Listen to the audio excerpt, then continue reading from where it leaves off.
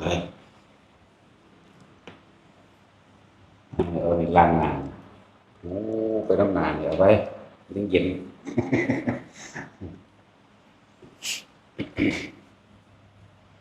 สารผู้ว่าเคยบวชที่นี่ผู้นั้นเด่นเนาะ10 มื้อบ่เที่ยวเที่ยวมาเมื่อกี้นี่คือไปส่งอันเด่นเนาะมันบ่ตัวมืออื่นกับตัวหัวรถซะพอทองได้อยู่แม่นบาทเก่ามันเป็น4บวชมืออื่น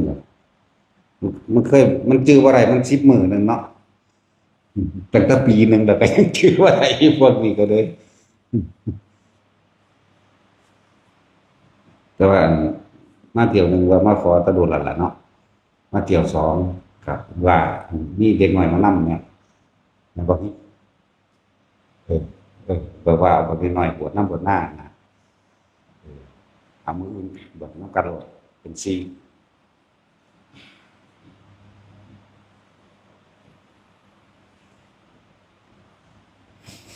ตัดสินใจโลดยังก็ดี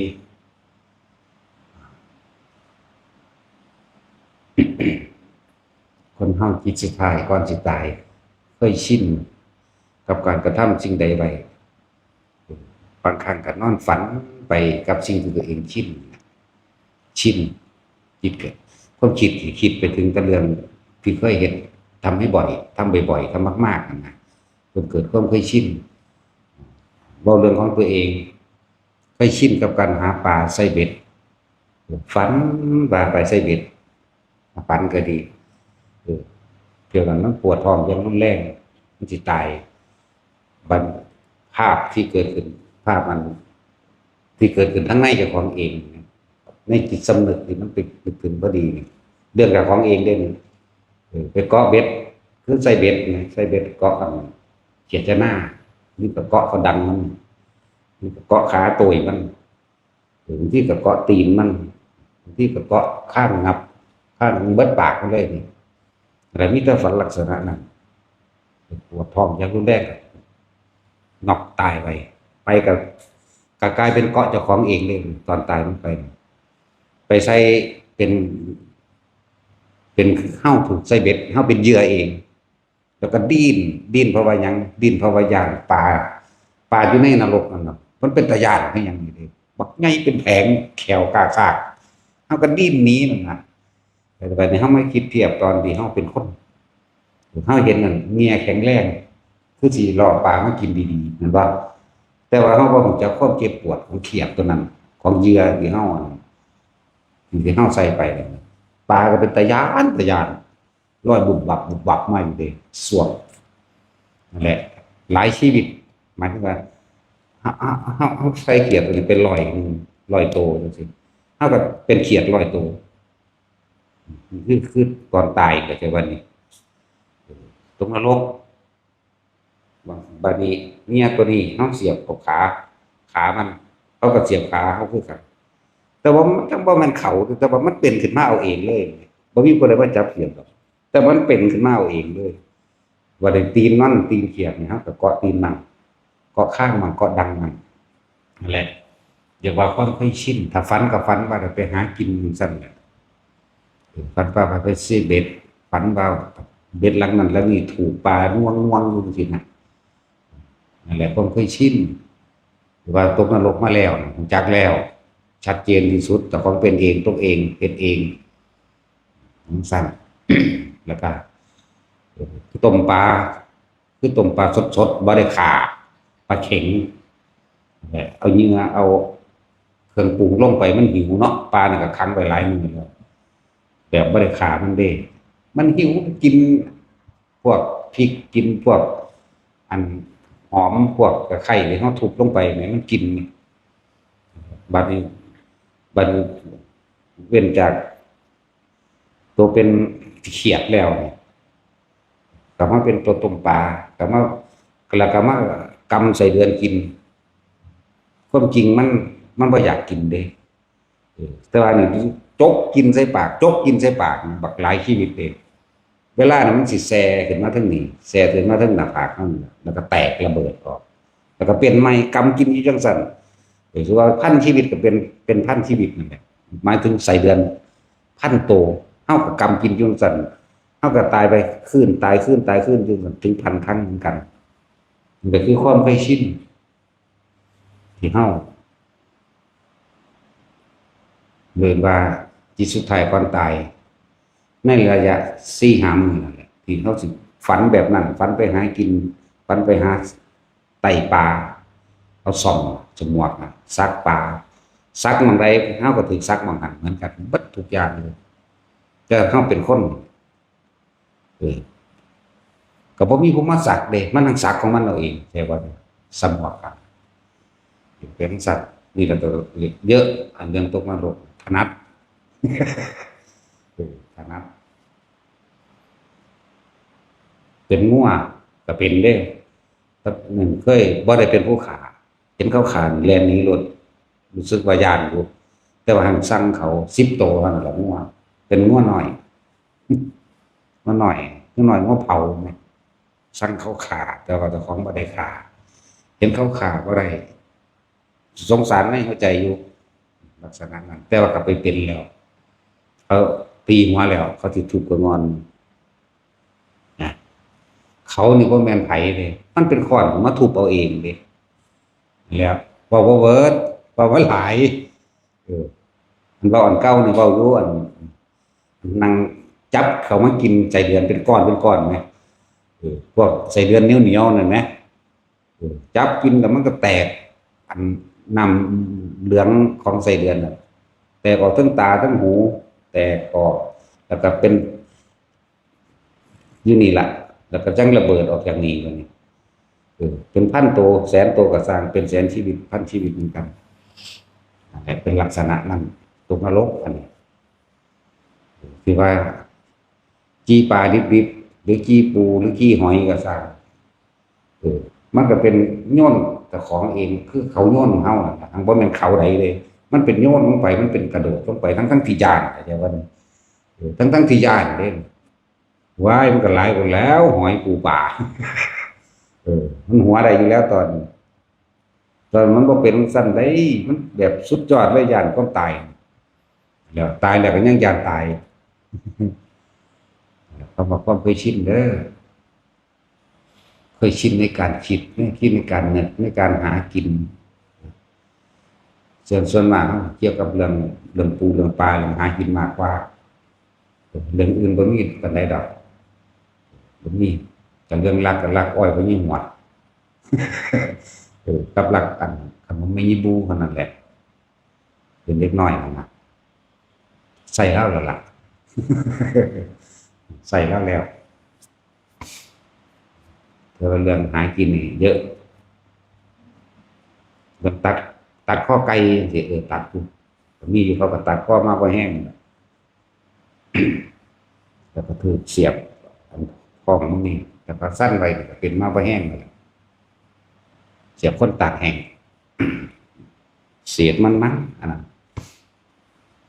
จังว่าเป็นขึ้นเน้นภาวนาเน้นเรื่องจิตเน้นเรื่องคิดเลยพอขึ้นเน้นแท้กับการพยายามรักษาความคิดเจ้าของให้มันอยู่ในกายอย่าออกจากกายอย่าออกจากลมอย่าออกจากอุณาโลมอย่าออกจากปิติกายเวทนาจิตเวทนากายให้อยู่ในฐานที่ตั้งแห่งจิตเรียกว่าอุณาโลมเฮานี่คือระวังกลางหน้าผากให้ได้เด้อไปเลยทำความรู้สึกอยู่นี่จนเกิดความเคยชินกับชาติอันเดียวกันเพ่งจนว่ามันชินชาตินั่นแหละรักษาตรงเรื่องสวรรค์ก็ไปเยอะดอกน้อยๆแต่อันเรื่องนรกนี่ถนัด2 ครั้งนรกล้วนๆเด้อตาย2 ครั้งนี่นรกล้วนๆเด้ตัวนักตัวเบาตัวมหาวิจีบ่ทันได้ถึงดอกก็อยู่ในโลกระหว่างเย็นนั่นถึงแล้วแต่ว่าตัวขี้เถ้าร้อนก็ถึงแล้วขี้ปลาขี้ปูขี้หอยถิ่มลงไปมันดิ่นแรงมากทุกมันหนีบมือศูนย์ใช่มันจับฟาดใส่ดินอีกลักษณะนึงนะอารมณ์เฮาเองเป็นสั่นเลยบอกว่าพวกได้สอนหอกดีๆมึงระวังเขาสิเอามาบีบขี้ปูแต่เปาะ แต่เพราะเป็นเจ้าของบีบเจ้าของเองเด้อบ่มีไผบีบบ่มีนายในเรียบาลบีบบ่มีพญายมบีบนะเป็นเจ้าของบีบเจ้าของเองนี่ก็ดีมาแล้วผมว่าเราอันนี้เราความจริงให้ฟังเด้นี่เราเจ้าของเป็นเด้มันบ่แม่นในตำราเด้อันเราอยู่ว่าเจ้าของตาย2 ครั้งนรกล้วนๆครั้งตอนที่3พอได้ไปสวรรค์พรหมโลกแน่ไปแต่เที่ยวเล่นซื่อๆไปเห็นเที่ยวเล่นไปครั้งที่4จังบ่อยากมาครั้งที่4เพราะว่ามันอยู่ในลมมันนั่งมากอย่างลักษณะนั้นว่าเน้นการควบคุมความคิดเจ้าของเน้นจิตในจิตเฝ้าสังเกตจิตเลยเอาโตมันโลดรู้จักแล้วโตพระเป็นพระตายนี่โตพระเกิดรู้จักคักแล้วชัดเจนแล้วความคิดนะความคิดที่ปนไปประกอบไปโดยอารมณ์คือภพโมโหคือตกนรกโลดไปก็เลยอยากได้นั่นอยากได้นี่คือเปรตโลดไปก็ดีหลงในยศถาบรรดาศักดิ์และทรัพย์สินเงินทองของเจ้าของเองเดรัจฉานโลดนี่แหละบอกเป็นกลางๆไปก่อนสิบางคนมันเคยตายมันก็รู้จักว่า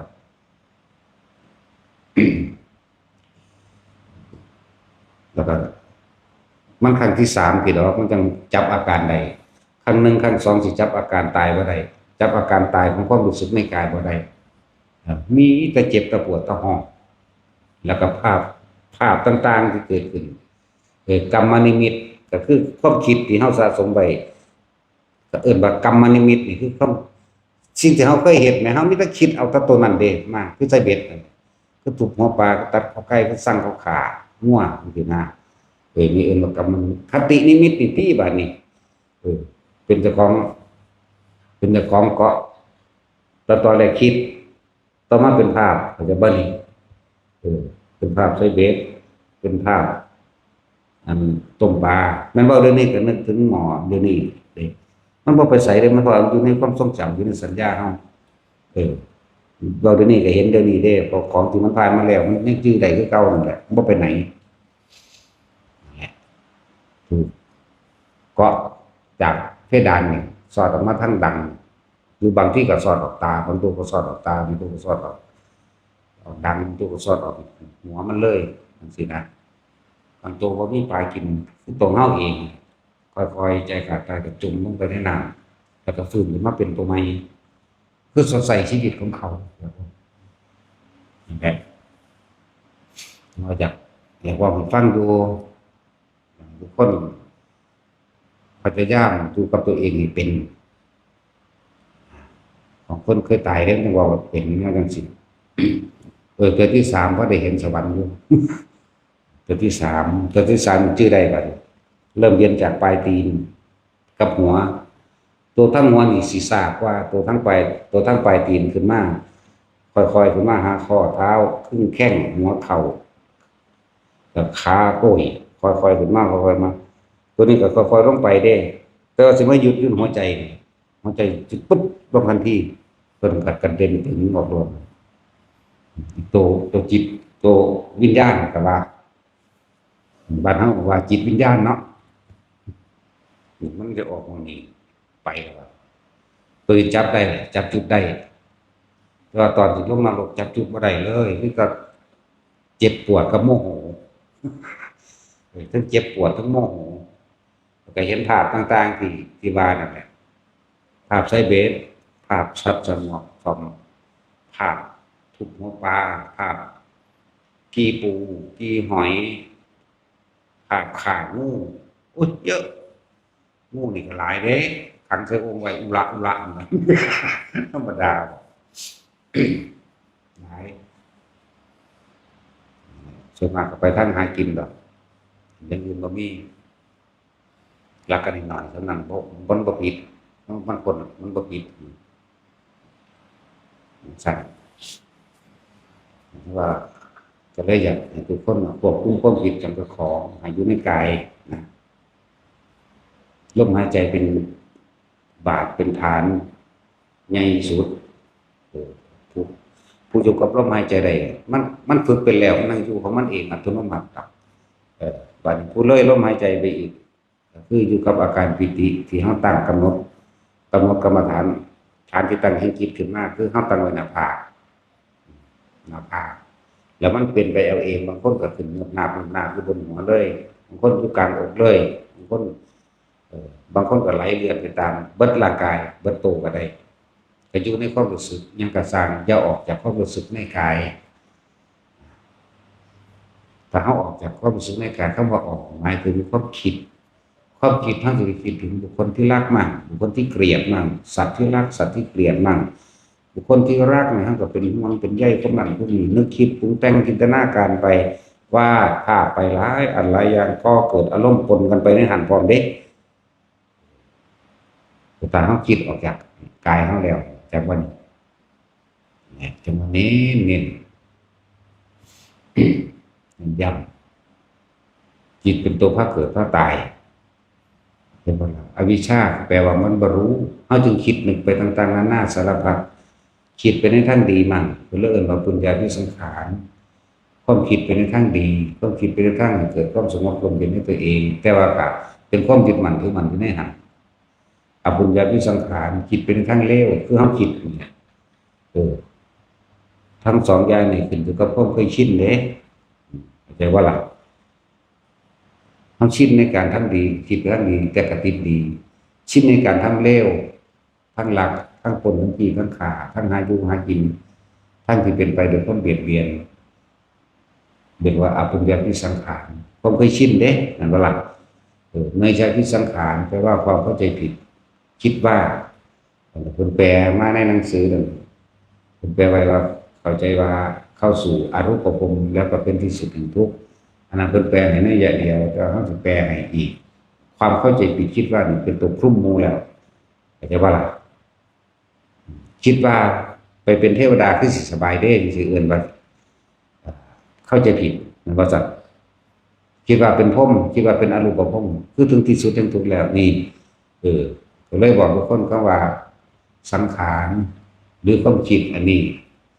ก็เลยเห็นจับเอาจุดมันลงอย่างนี้ออกจากกายสติแปลว่านึกถึงแปลว่าคิดถึงแปลว่าระลึกนึกถึงกายกายในกายคืออย่างกายโดยส่วนใหญ่นี่คือร่วมหมดในกายแล้วก็กายในกายย่นลงมาให้มันถึงแคบลงมาอีกคือลมหายใจอาจจะว่าล่ะกายนี่ส่วนใหญ่บัดนี้ย่นย่อลงมาให้แคบลงเลยเอาลมหายใจถ้ากายส่วนอื่นสมมุติว่าเกศาผมโลมาขนหน้าขาเล็บทันตาฟันตะโจหนังมังสำเนื้อย่อมมีภาพอยู่นั่นบ่ย่อมเกศาผมย่อมเห็นผมขนเล็บฟันหนัง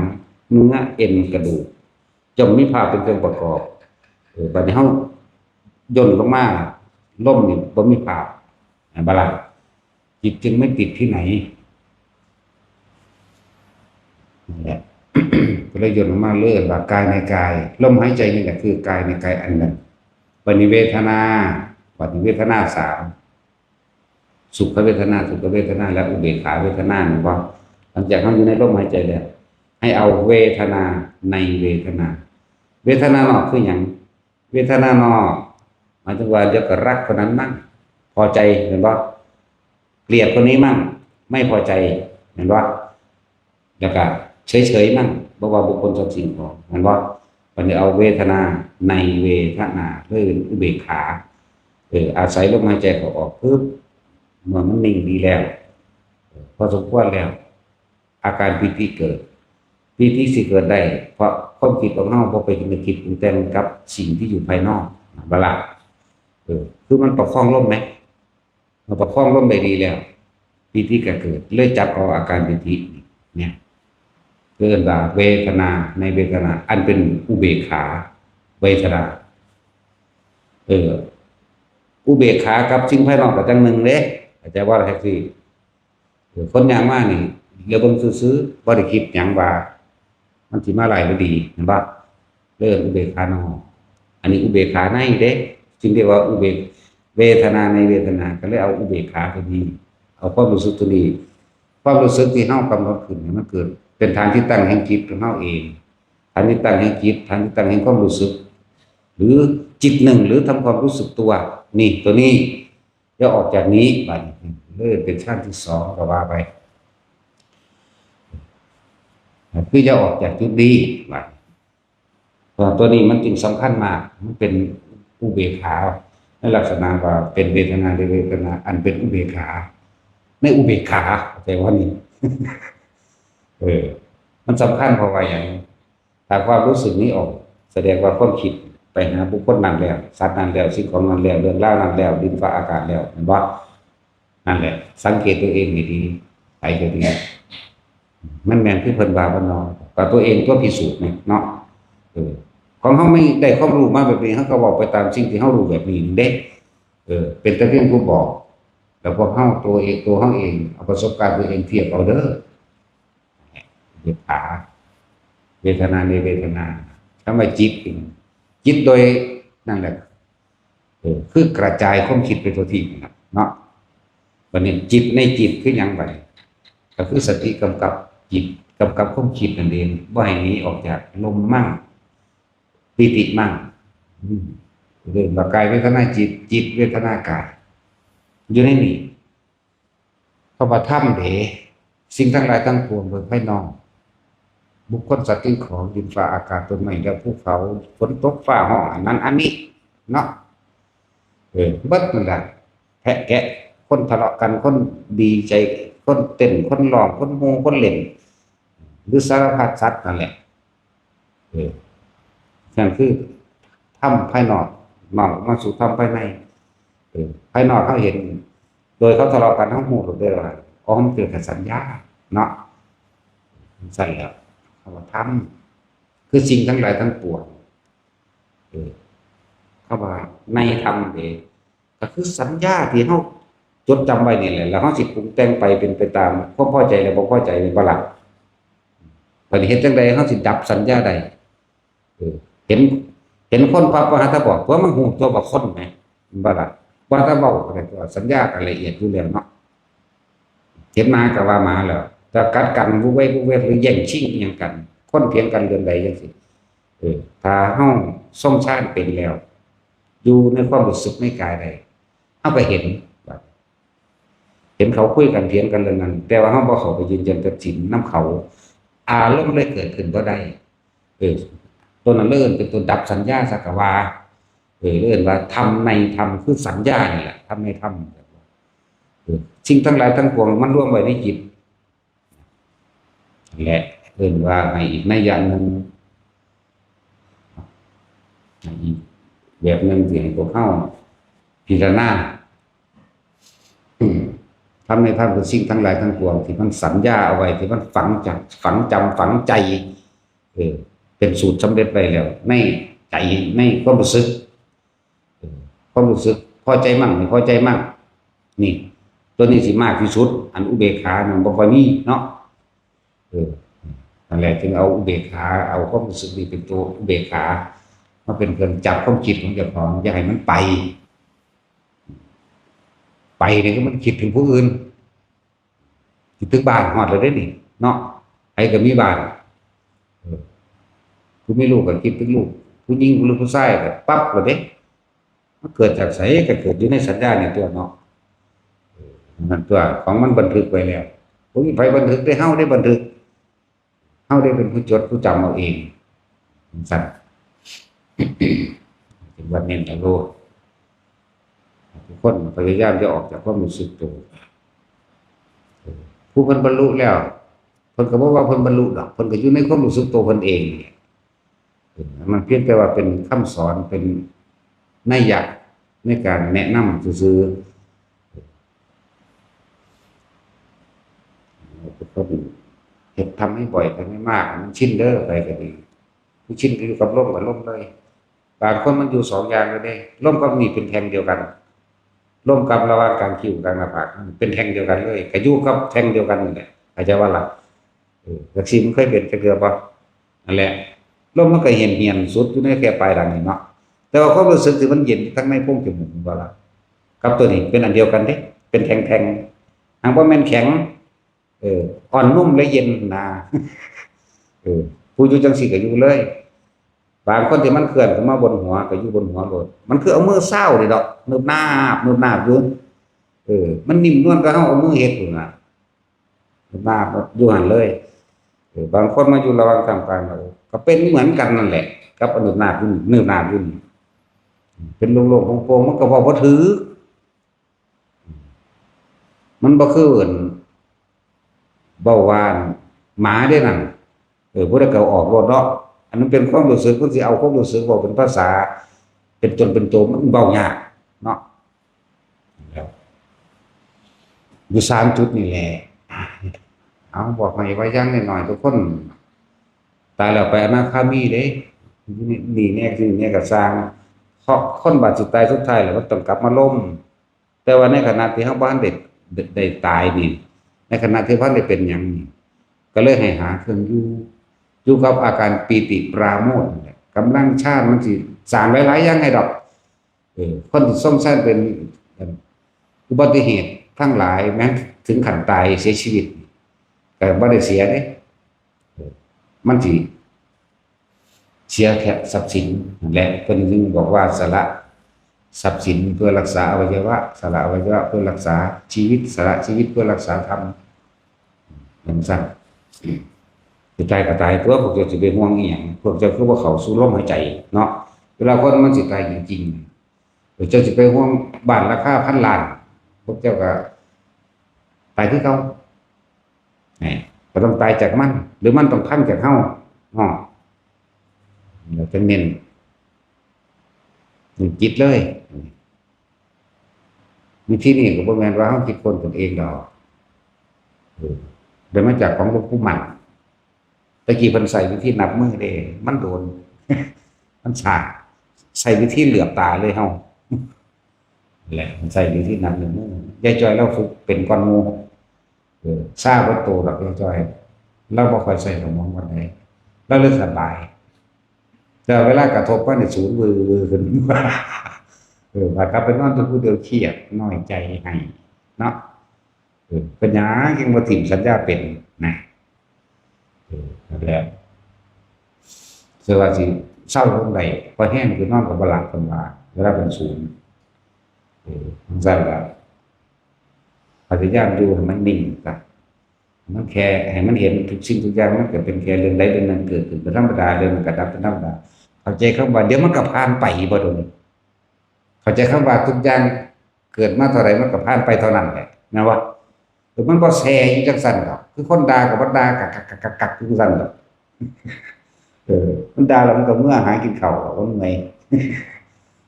ซั่นคนย่องก็บ่ย่องจังซั่นดอกมันว่าล่ะซั่นแล้วสิไปเจ็บมาแซ่ในอารมณ์เฮ็ดหยังอารมณ์คือตัวพกเด้ออาสวะขยะมันจะข้องเคียวอยู่กับความรู้สึกที่พอใจและไม่พอใจเด้ถ้าเฮาคิดออกไปกับคำบอกของคนมันก็มีอารมณ์หมดแล้วว่าจังซี่แต่เขาย่อมก็มีอารมณ์ดีใจเนาะแต่เขาด่าก็มีอารมณ์เสียใจที่สิเฉยๆถึงยากและเฮาจึงให้อยู่เป็นกลางว่างเฉยว่างก็ว่างก็เองดอกมันบ่เฮาบ่ได้ไปว่างมันดอกแค่อยู่กับลมใดมันก็ว่างแล้วแค่อยู่กับอุณหภูมิใดมันก็ว่างแล้วเฮาบ่ได้เป็นผู้ว่างเฮาบ่ได้เป็นผู้ปล่อยแค่บ่คิดนี่ว่างแล้วเข้าใจบ่นี่ชัดเจนอยู่บ่ตอนนี้ถ้าคิดบ่ว่างเด้ถ้าว่างต้องบ่คิดต้องบ่ไปหาเหตุผลต้องบ่ไปสรุปหยังคำหลวงปู่ชาเพิ่นเว้าเพิ่นบอกถ้าจะปล่อยวางมันต้องไม่มีเหตุผลนั่นว่าซั่นอย่ามาพูดเรื่องเหตุผลถ้าจะปล่อยวางนั่นบ่ล่ะถ้ามีเหตุมันก็ต้องมีผลก่อนก็ต้องบ่คิดนั่นแหละท่านว่าหาวิธีก็เพิ่นอยู่กับลมมั่งอยู่กับอุณหภูมิมั่งหัวมั่งกลางอกมั่งท้องมั่งผู้เป็นท้องก็เป็นเด้ผู้อยู่ในท้องเป็นความรู้สึกแบบเดียวกันกับอยู่นี่ของเขามันเคลื่อนในทุกจุดบ่แห้งแบบนะก็ทดสอบเอาเบิดตัวแนวก็เคลื่อนได้ทุกจุดอยู่แล้วโอ้ยก็เห็นมาโดนปานนี้เนาะนั่นแหละก็ชินก็ ตายตั้งแต่แล้วตอนนี้สิตายเด้ถ้าจะตายเดี๋ยวนี้ก็ความจริงขาดกินข้าวเออส่วนพวกเจ้ายังอยากหาลำหาด้วยหาดีคนยอมก็แต่ของดีกันมีสี่ยุคเนาะบ่ได้หาแต่เจ้าของหาให้ลูกหลานอีกเด้โอ้ยบางอนาคตเนี่ยเขาได้เป็นนั่นเป็นนี่รับราชการจังมั่นคงกว่าเด้บ่มีหยังมั่นคงจักอย่างก็แล้วกันน่ะในโลกอันนี้เป็นคู่อยู่ดีๆก็เล่าออกแบบนี้เขาไล่ออกตรงนี้ทหารอยู่ดีๆเป็นตำรวจอยู่ดีๆล่าออกไล่ออกหรือตายเดี๋ยวนี้เนาะใส่แล้วบ่มีหยังมั่นคงดอกโลกนี้เป็นอนิจจังว่าซั่นว่าถ้าพวกเจ้าเข้าไปยึดในอนิจจังอนัตตาพวกเจ้าก็ทุกข์นั่นแหละทุกข์ก็ไปเกิดใหม่แล้วก็ทุกข์หมุนเวียนกันเก่าพยายามให้ทุกคนอยู่จนชินทุกอริยบทเด้ออยู่ชินเบิดทุกท่าย่างอยู่ผู้อยู่กับลมได้ก็กับลมกับอันนี้ได้ก็อยู่กันเลยผู้อยู่กับหน้าผากก็อยู่ไปเลยอยู่หัวก็อยู่เลยอยู่กลางอกก็อยู่เลยท้องก็อยู่เลยคือหลวงพ่อเยือนเพิ่นเอาน้ำเย็นมากินเพิ่นให้จำความรู้สึกเย็นๆนี่นึงเด้เข้าใจว่าเดี๋ยวนี้ของซ้ำนี่นึงเด้อย่าหนีจากความรู้สึกนี่แน่มันก็เป็นเวทนาในเวทนาตัวกินน้ำเย็นต้องไปให้จำเอาความรู้สึกเย็นความหมายเพิ่นที่พ่อเยือนนั่นน่ะให้จำความรู้สึกนี่เด้อมึงอย่าออกจากนี่ถ้ามึงออกจากนี่มึงคิดไปแล้วมึงสร้างภพแล้วมึงทุกข์แล้วนั่นบ่ล่ะว่าบัดมันโอ้น้ำที่นี่เบิดสิบ่เบิดมื้อละ1,000 ขวดบ่สิว่ากินจนท้องไข่เบิดบ่อยู่นี่เปลืองว่ะเฮาเลยใส่วิธีเหลือบตาบ่ต่างกันอันเดียวกันเด้อคือเรียกว่าสร้างฐานที่ตั้งแห่งจิตเพื่อให้จิตตั้งมั่นคุณได้เอาไว้ดีจิตกับผู้รู้ปฏิรู้สึกตัวนั่นแหละแหละเพิ่นเลยเอาไว้เพิ่นก็รู้สึกเย็นอยู่นี่นึกถึงความเย็นได้เย็นปึ๊บนะผู้เขาฝึกแบบนั้นไปแบบนั้นแล้วเฮาฝึกแบบนี้ก็ต่างกันนั่นเดียวกันนั่นแหละจำความรู้สึกเข้าใจบ่ล่ะบาดคือหลวงปู่จรัญคนจุดหนอพองหนอก็จำความรู้สึกลงอยู่ท้องพี่หนอพองหนอก็เลยมันเลยหนอเข้าไปเมื่อมันสงบตั้งวันนี้แล้วอำนาจสมาธิมีอันนั้นมีนี่เกิดเหมือนกันนั่นแหละปฏิภาณนิมิตต่างๆมันเกิดขึ้นเองหรอกตัวนี้ตัวสำคัญตัวทั้งในจังว่าอันหนึ่งคนจะไปเสือไปยึดอย่างเช่นการเห็นสวรรค์การเห็นนั่นการเห็นนี่เห็นแสงนั่นนี่เข้าใจว่าตัวเองบรรลุธรรมก็มีเด้เห็นแสงคือเว้ามาเรื่อยๆนั่นแหละแล่นนำเอาดวงธรรม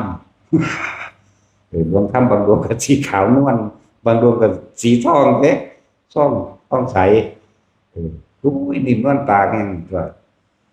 บางดวงเขียวบางดวงก็แดงเด้บางปากกายเพิ่นเด้ยุบยับก็มีเด้ดวงธรรมเขาว่าบ่แม่นอุปจารสมาธิเครื่องก่อกวนว่าให้คิดตั้งมั่นมันสิทดสอบตัวรองความคิดเฮาว่าเฮาสิคิดออกไปหาให้ความสำคัญจากสิ่งที่เห็นบ่เข้าใจว่าล่ะแต่มันอยู่ในตัวนี้ได้แล้วคือจังที่เฮาเริ่มรักษาความรู้สึกในกายได้แล้วอยู่สกลนครนั่นแหละมีคนคือจังคน 3-4 คนเว้ากันอุ้มอิ่มกันเวลานะครับเขาจูไฟเขาแม่ดนฟืนใหญ่ๆจั่วแสงไฟก็แตกกระจายขึ้นคือจังคนจูไฟนี่แหมบ่ได้หลับตาได้ในมื่นตาเบิ่งคักๆนี่พิงโขดหินหรือนั่งอยู่โขดหินนั่นน่ะธรรมดานี่เพิ่นเฮาสิย่างไปนั่นคิดออกหรอกเข้าใจบ่นี่สิย่างไปเบิ่งกันนะมันแม่นคนบ่อันนี้มันก็ไปนำจังซี่เด้แทนที่เฮาจะต้องเข้ามาหามันได้แม่นบ่ทันทีธรรมดาน่ะเป็นคนจริงเฮาก็ย่างมาหากองไฟได้ครับเฮาไปจังได๋ปุ๊บมันก็ไปจังซี่เลย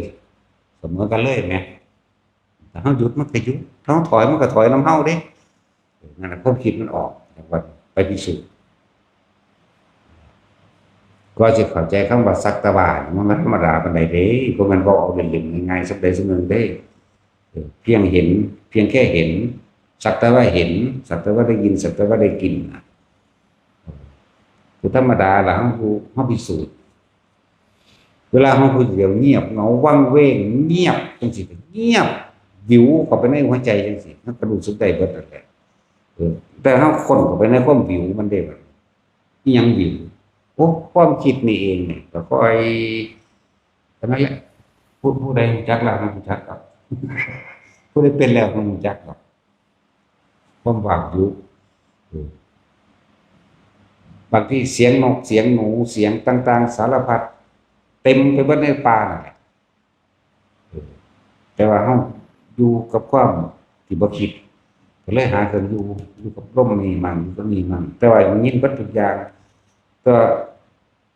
บางครั้งบางอย่างก็เป็นวาบวิวเข้าไปเลยก็มีเด้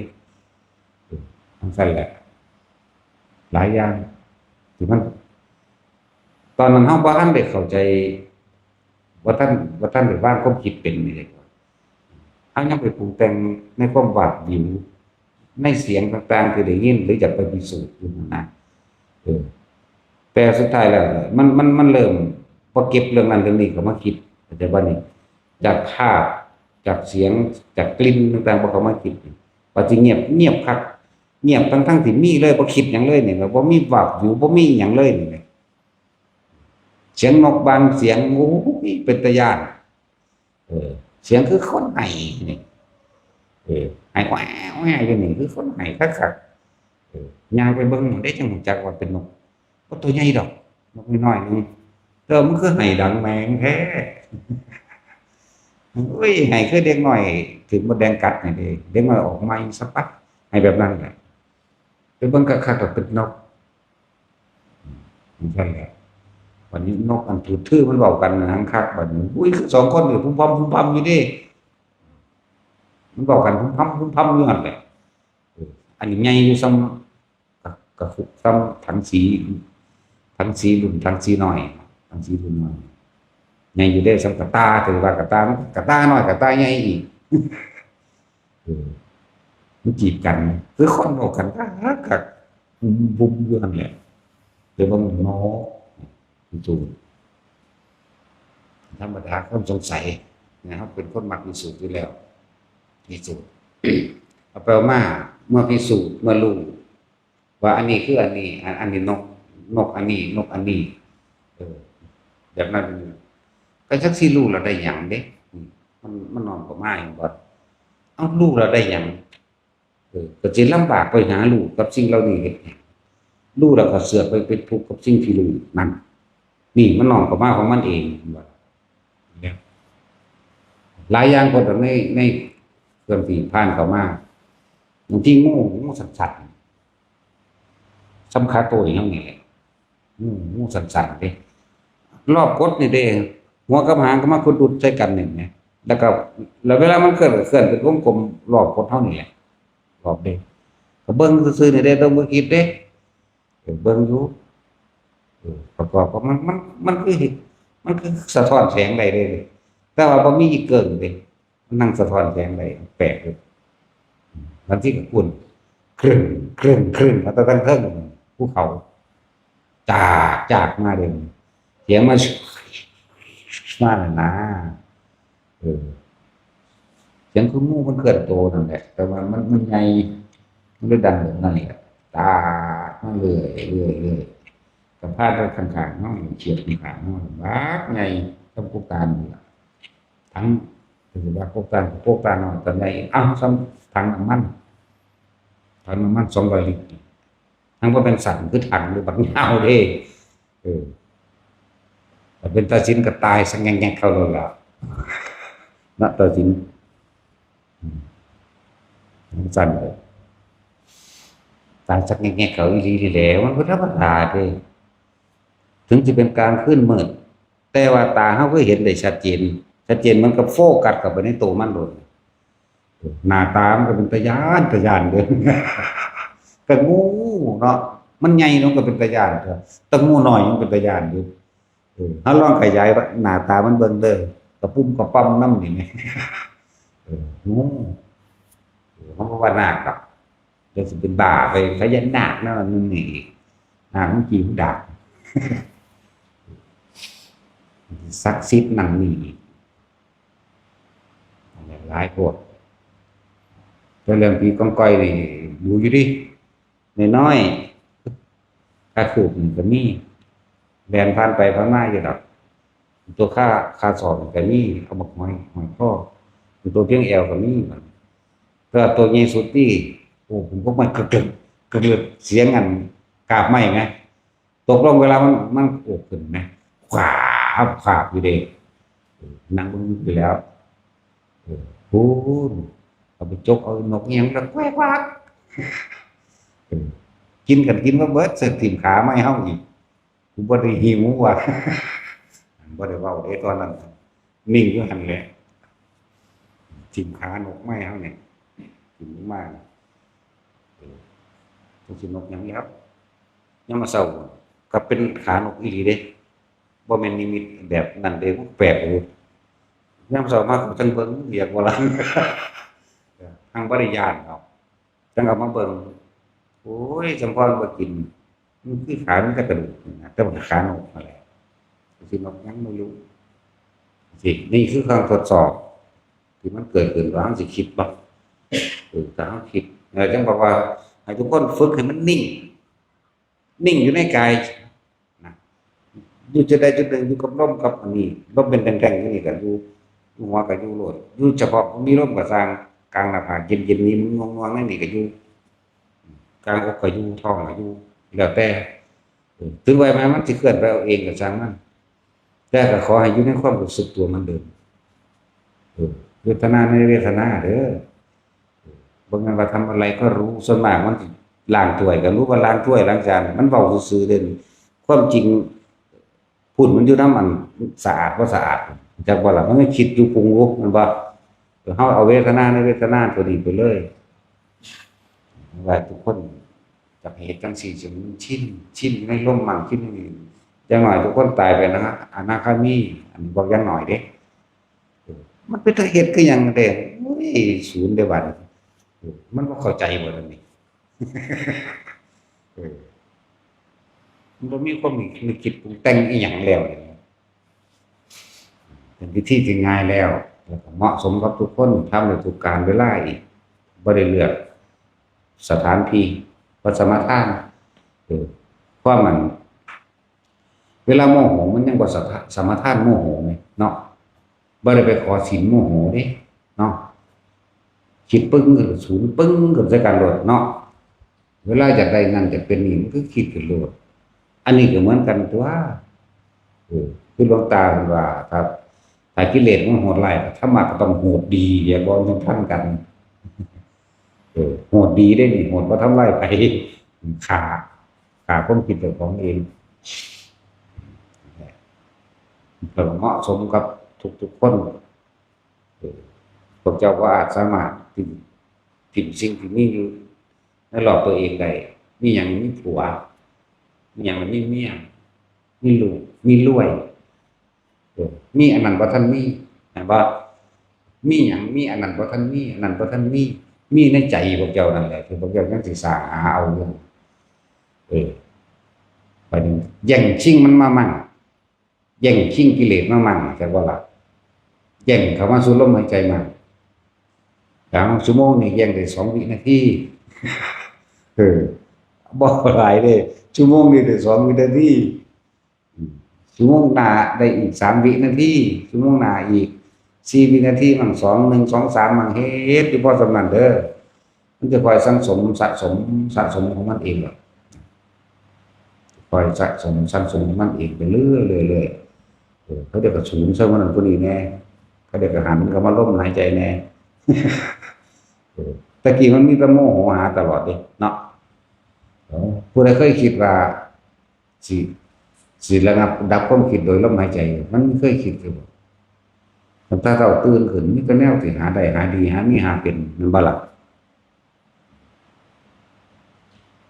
แล้วอันนี้มาพอแล้วพากันเฮ็ดเอาความตายมันบ่ได้บอกพวกเจ้าเด้มันตายได้ตลอดแต่สิ่งที่ว่าตายคือจิตเด้ถ้าจิตตายจากกองกิเลสปัญหาแล้วแบบมันมีปัญหาแต่ว่ามันจะไปนำกันที่จนมากคิดถึงจิตสุดท้ายถึงสำคัญที่สุดฉะนั้นเฮาจึงฝึกเอาไว้ก่อนที่มันสิตายสร้างความเคยชินตัว ชินอยู่กับลมนี่ชินอยู่กับอุณหภูมินี่มันบ่ออกจากกายมันสิเป็นใสแล้วที่สำคัญอันหนึ่งเฮาอาศัยพระปัญญาของพระพุทธเจ้าคือการแสดงบอกเรื่องนี้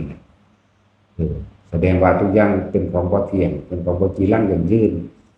บ่มีอีหยังสิมั่นคงดอกมีแต่ความเกิดขึ้นเปลี่ยนแปลงดับไปแตกไปตายไปสลายไปนี่ปัญญามาจากพระพุทธเจ้าบ่แม่นเฮาเว้าเอาว่าแต่ว่าอนิจจังทุกขังอนัตตาก็ได้พอภาษาเฮาแล้วมันเข้าใจง่ายเนาะหรือผู้ใดอยากเข้าใจยากก็ไปฟังผู้เขาใจยากท่านก็ได้ลมหายใจนี่ก็แล้วแต่ครับประกอบกับการฟังมันสิยอมรับแต่ผมมันยอมรับมันสิยอมรับในสิ่งที่เพิ่นแสดงออกไปแม่นเบิดแล้วมันก็เข้ามาอยู่ของมันอยู่ในลมมันอยู่ในหน้าผากนี่แหละคำว่ายอมรับนั่นแหละคือมันก็เป็นอย่างอื่นถ้าเกิดขึ้นมาล่ะมันเป็นไปทางป่วยมันเป็นไปทางผาดจากสิ่งที่รักและสิ่งที่รักก็ต้องผาดจากเฮามันเป็นไปทางเจ็บและมันเป็นไปทางตายนั่นว่าล่ะมันก็ยอมรับแล้วก็หาเครื่องอยู่กันตัวสิดิ้นรนนี่ก็ดอกฝึกเอาใครก็ดีคนฝึกให้บ่ได้เด้มันก็บอกทุกคนที่ได้เบื้องต้นไปแล้วปฐมฌานมันถึงลมเข้าแล้วออกแบบนี้อาการที่เกิดขึ้นในภาคเป็นว่าปฐมฌานไปฝึกให้มันคล่องยืนก็ได้เดินไปก็ได้นั่งอยู่ท่าใดก็ได้นอนอยู่ท่าใดก็ได้เรียกว่าล่ะยืนเดินนั่งนอนนั่นแหละให้มันคล่องในชั้นที่แรกซะก่อนขั้นที่สองมันจะเป็นเองเฮามีหน้าที่แค่สติระลึกรู้ทั้งรู้สึกโตอันสองก็ดีย่างไปน้ำทางมันก็ขึ้นง่วงกันโลดคนขับรถก็ขึ้นง่วงขึ้นทั้งขับรถโลดบางคนก็ใส่คำว่าเป็นเสียวบางคนก็ใส่คำว่าตึงบางคนก็ว่าต้นบางคนก็ว่าเป็นบอนก็คืออยู่คือบรรลุบอนมันมีอยู่นี่เพียงสั้นเย็นนิ่มลึกๆก็ว่าไปใส่เป็นชิ้นยืนเดินนั่งนอนชิ้นวัตถุอาการจนถึงขั้นว่าสิบ่รู้สึกได้ตอนเฉพาะมันนอนหลับอย่างบ่ล่ะแต่ว่านอนหลับจิตตื่นรู้อย่างนึงเพราะแต่ก่อนที่สิหลับพวกเฮาน่ะแต่คนชินแล้วเนาะคนชินอยู่กับนี่แล้วก็ดูจนนอนหลับแล้วหลับมันรู้อย่างนึงเด้ตื่นปั๊บมันก็เข้ามาเอาเองปั๊บโลดเด้นี่ถ้าผู้จังซี่ตายจังได๋คันว่าตายโลดเนาะมันมาเกิดดอกมันบ่หนีจากกายเวทนาจิตเวทนากายหรอกส่วนธรรมก็คือความรู้ทั้งหลายนี่แหละอนิจจังทุกขังอนัตตาก็ว่าสิ่งใดสิ่งหนึ่งเกิดขึ้นสิ่งนั้นก็ดับเป็นธรรมดาแต่ว่าสิ่งบ่มีจักอย่างที่เกิดแล้วบ่ดับบ่แตกบ่ตายบ่ทำลายบ่มีจักอย่างในแต่ทั้งโลกนี้ความสั้นความยาวของมันคนทุกคนที่อยู่เดี๋ยวนี้เคยเห็นคนตายมาหลายแล้วล่ะเนาะเคยคิดจักมือบ่ว่าเจ้าของสิตายส่วนมากบ่ค่อยคิดถ้าเป็นคนที่หักตายก็ให้นำโอ้ยฉันอายุน้อยเห็นเนาะก็ว่าเด้มันบ่ทันได้พอตายมันใหญ่กว่านี้ก่อนว่าซั่นมันก็สิไปตายคือเขาตัวใหญ่ก็เลยทั้งนั้นแหละแหละน้องก็มาเบิ่งเจ้าของก็ต้องเป็นต้องตายนั่นแหละเป็นคนเคยชินเกิดเป็นได้ยากแท้เด้อพระพุทธเจ้านี่สิ่งยากที่สุดคือพระพุทธเจ้าแล้วก็ผู้เอาธรรมพระพุทธเจ้ามาแสดงอีกผู้ปฏิบัติตามอีกธรรมดาผู้รักษาไว้อีกโอ้อันตรธานแห่งอันตรธานแห่งพุทธดอนแต่ละพุทธดอนก็แห้งเนี่ยเกิดสงครามได้เราคนพันเบิดดอกมันเป็นอันตรธานตรกับนั่นแหละธาตุอันตรธานก็จะหนึ่งเด้บ่ทันแม่นอันตรธานตรกับเด้แต่ว่าล่ะคือสิ่งศาสนาของพระพุทธเจ้าเฮานี่หรือสิ่งศาสนาของพระกัสสปะสันโธพ พระโอนาโคนัสสะพระกัสสปะหรือพระโคตมะเอานี่เมื่อบ่มีหมายถึงว่าบ่มีคนฝึกหัดปฏิบัติแล้วสัมมาทิฏฐิขาดออกบ่มีในใจของบุคคลผู้ใดผู้หนึ่งบ่มีเลยพระธาตุทั้งหลายที่กระจายในที่ต่างๆก็จังสิรวมตัวกันกันบ่ล่ะมันรวมตัวกันแล้วมนุษย์บ่รู้เรื่องหยังแต่ว่าเทวดารู้เทวดาให้ห้องเพิ่นสิแสดงธรรมกับหมู่เทวดาอยู่ทั้งหมด7นี่ครับว่าธาตุนั่นก็อัตถานหมายถึงอธิธาตุเป็นอัตถานเพิ่นแสดงเป็นรวมตัวเป็นร่างกายเป็นถึงก่อนเด้แต่คนบ่เห็นจากวันนี้แสดงนี่ได้ประโยชน์เฉพาะหมู่เทวดานั่นเป็นการเทศนาของผู้ไทย7วันต่อกันอุปธาตุอัตถานพระท่านอย่างแม่นกับอัตถานเด้สัตว์พอยังเฮาสิยังของพระพุทธเจ้าอีกผู้หนึงอยู่แต่สิมันก็ไปเกิดนำเพิ่นเอาอยู่บ่พระศรีอานบ่ได้ทำการงานได้เขาว่า อยากได้ยังไปอธิษฐานเอาต้นกัลปะพฤกษ์พะนะมันเป็นต้นใดต้นนั่นเฮามาเขาก็บ่หามาปลูกนี่เนาะจังบ่ได้เฮ็ดเวียกหยังมันเป็นอธิษฐานเอาโลดบ่แม่นจ้าอักเม็ดคือกันกับเฮาเดี๋ยวนี้แถมสำอายุยืนกว่าอีกโอ้ยนานตายไปน่ะเพิ่งไปเกิดแมงเด้ แม่นบ่ล่ะตื่นขึ้นมาได้ก็กินข้าวกับหยังมื้อนี้โอ้ยได้ออมหอย โอ้ยได้ปิ้งไก่ว่าสิซุปหน่อไม้ตำบักหุ่งเนาะพอดีแหละเขาไปตึกแหมาได้ปลานี่คือกันนี่แหละมันจะเป็นพิเศษวิโสอยู่ตั้งใดก็เหมือนกันทุกอย่างบ่เหมือนที่ว่าอายุยืนซื่อโอ้ยนานตายแบบบ่แม่งเด้ แต่ซับนี้มันก็นานบ่แห้งแล้วเนาะว่าแต่สิแล้วมึงอยากเอา10,000 ปีหมื่นปีหรือพระพันปีทรงพระเจริญยิ่งนานหมื่นปีว่าซั่นบ่เอาเด้อแนวนั้นน่ะซั่นล่ะอันนี้ถึง80,000 ปีเอาโลดปาดโตจักสิกินตะบ่ฮู้บ่จักครบ เหมือนเฮานี่แหละจะไปคิดว่าสิไปยังแบบจะกินหยังไปอธิษฐานเอาต้นกัลปะพฤกษ์มันบ่แม่นมันเป็นแบบนั้นมันคือเฮานี่แหละกัลปะบอกพฤกษ์ก็แปลว่าต้นไม้หลายซื่อดอกพฤกษชาติแล้วก็ล่ะจักสิแปลเป็นหยังดอกว่ามันบ่แม่นจังซั่นดอกก็หาอยู่หากินคือเฮานี่แหละผู้ใดอยากไปเกิดก็เฮ็ดคือเพิ่นว่าพี่เนาะ รักษาศีล5รักษาศีล8ก็ไปสักที่แต่ว่าบ่ต้องหาอยู่หากินบ่มีทางหากินคือเก่าเพิ่นยังสิสอนเรื่องสัมมาทิฏฐิสัมมาสังกัปปะวาจากัมโตอาชีวะสติสมาธิอยู่มั้ยก็ต้องหากินคือเก่าตัวมันก็สิสอนเรื่องอริยสัจ4มรรคมีองค์8นี่คือเก่ากันนี่แหมบ่ได้สอนต่างจากกันเด้นี่คือหัวใจเลยธรรมจักรความจริงหมุนไปแล้วสู่จิตตะของมนุษย์ทั้งหลายความสว่างได้เกิดขึ้นแล้วในใจของมนุษย์ทั้งหลายนี่ธรรมจักรจักว่าหลักจักว่าหมุนธรรมะคือความจริงหมุนไปสั่นจะเป็นธรรมจักรเหมือนกันอันนอกนั้นก็แล้วแต่อุปนิสัยของหมู่สาวกเพิ่นอุปนิสัยสาวกสะสมมาอะไรมันก็สิแล้วแต่ธรรมะอันใดกับเพิ่นนั่นแหละถ้าบอกถึงสิ่งจะฟังเองนะคือยังเว้าเรื่องนั้นสิเผาพระกัสสปะใส่ฟ้ามือนี่เนาะ เป็นตัวใหญ่เด้82เนาะอันว่าในตำราว่าอยู่ถ้าเบิ่งมาเฮาสิแม่นอีหลีอยู่บ่ เอาอยู่ได้เด้ล่ะถ้าผู้ใดอยากอยู่แม่วันนี้ว่าเว้าเล่นเด้นี่อิทธิบาทภาวนาเนาะแม่นว่าซั่นเชื่อสามารถอยู่ได้เป็นกับแม่นว่าล่ะโอ้เป็นกับพะนะถ้าสำนึกกูอยากตายก็โดนแล้ว ไอ้สิไปอยากอยู่อยู่ได้ก็ซัดนะครับบิณฑบาตมันเข้าทำน้ำโม โอ้ยนะมันไปฝึกมาดีแล้วเด้นั่นฝึกมาจากกันผู้ทอดกับไปผู้ลังกากับไปนี่ก็ฝึกมา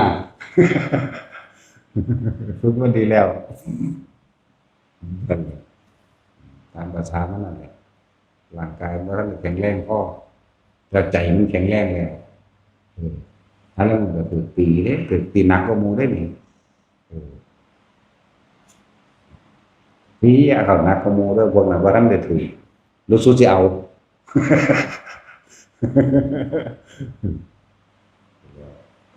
ฟู่คือมันได้ขา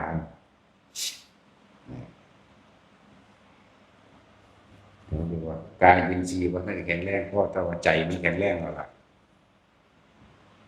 มีคนถามอยากรู้จักประวัติก็เป็นว่าจากรู้จักวัดอดีตนั่นว่ามันเป็นไผ่ดีถามผมว่าก็เป็นทั้งสั้นแหล้วเบิ่งเอาโลดก็ถามอีหลีเด้เป็นอันนั้นบ่เป็นอันนี้บ่ว่าก็เป็นจังซี่แหละเบิ่งเอาโลดคือสิไปอยากรู้เรื่องของเขาเฮ็ดหยังเรื่องของเจ้าของยังบ่รู้อยู่เนาะถ้ารู้เรื่องของตนแล้วเรื่องของผู้อื่นบ่หาแต่อยากรู้มันก็รู้ของมันเองดอกรู้แล้วสิได้หยังบัดเนาะชื่อว่าแท็กซี่มึงมีจานทิพย์กูเบิดแล้วมึงได้หยังได้ความประสาทว่าล่ะได้ความประสาทเด้อยิ่งไปรู้ความคิดผู้อื่นในทางประสาทหลายกว่าเก่าอีกมึงคิดจังสั่นมึงคิดจังสี่โอ้ยพวกประสาทอยู่เป็นวันอยู่บ่เป็นจะหาเรื่องมันคุยกันนั่นอันนี้ได้บัดนี้เนาะคุยกันแยกเป็นฝักเป็นไฟเด็กเป็นหูความคิดเขาความคิดแต่ของบ่รู้สั่นเลยที่อยากไปรู้หยังจะสิรู้มากรู้น้อยยังได้ก็สั่งถ้ารู้แล้วไปเกิดไม่จะอยากรู้ไปหยังรู้แล้วบ่เกิดมันดีกว่าอีกเนาะรู้เฉยๆนี่มันบ่ต้องเกิดเนาะหลายโพดดอกทุกคนมันมีมาเบิดแล้วแหละในอดีตพระพุทธเจ้าองค์นี้ถือสิเว้าเรื่องทำนายจังซี่ผมได้รับทำนายที่ยังก็มีเด้โอ้กูก็บ่ฮู้จักถ้าว่าได้ทำนายแล้วสิเฮ็ดหยังบัดนี้สิเป็นหยังบัดนี้ก็ประสาทไม่อีกก็จะไปถามเรื่องนั้นนี่อีกเนาะนี่แหละมันบ่อยู่กับปัจจุบันจังว่า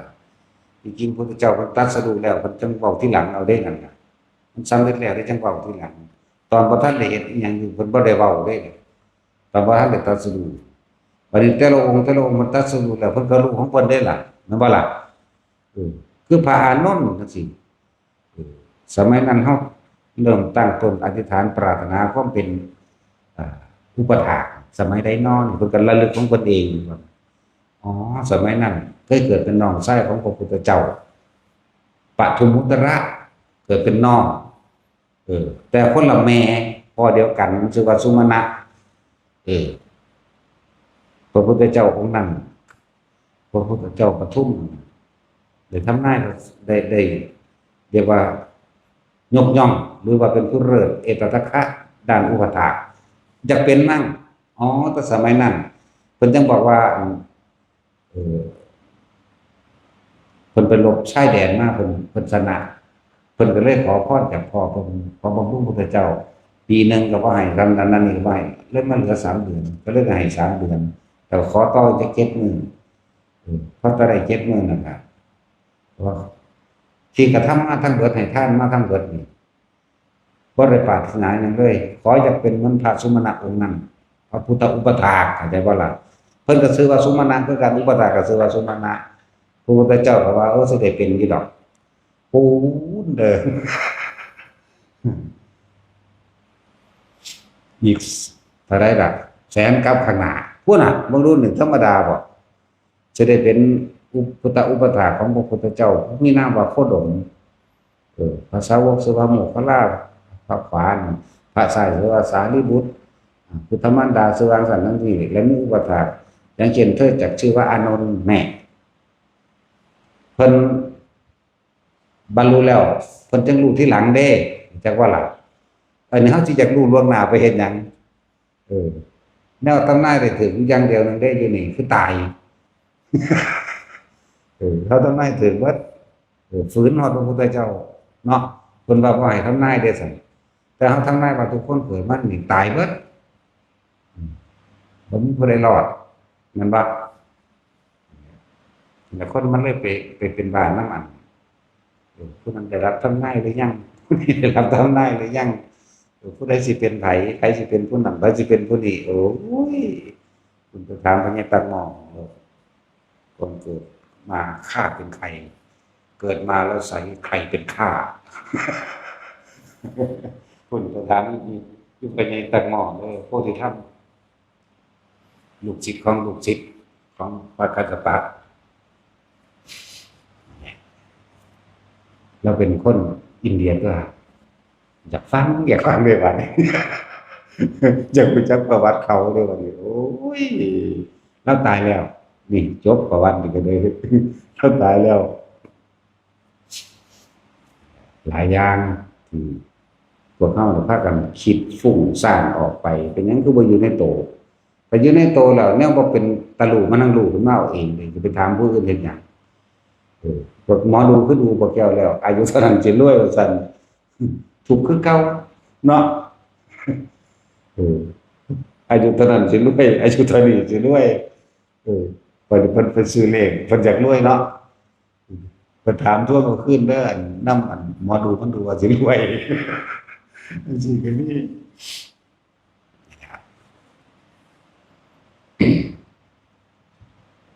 รู้เรื่องเจ้าของดีที่สุดรู้แล้วน้อมเข้ามาเกิดหยังเป็นหยังก็สร้างถูกคือเก่าเกิดมาแก่เกิดมาเจ็บเกิดมาป่วยเกิดมาตายเกิดมาพัดพรากจากสิ่งที่รักเกิด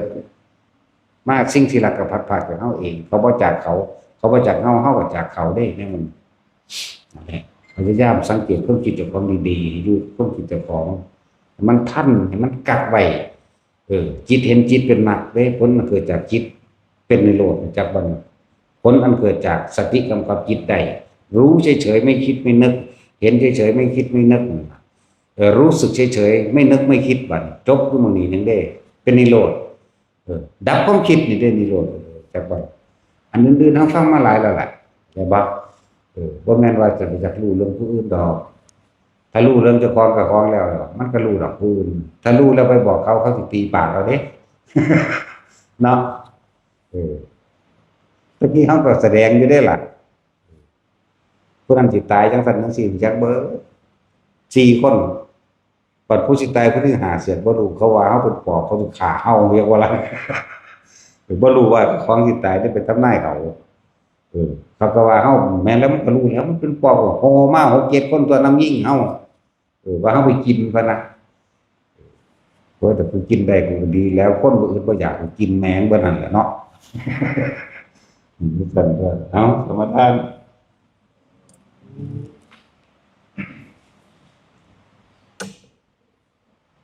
โมตัสสะภะคะวะโตอะระหะโต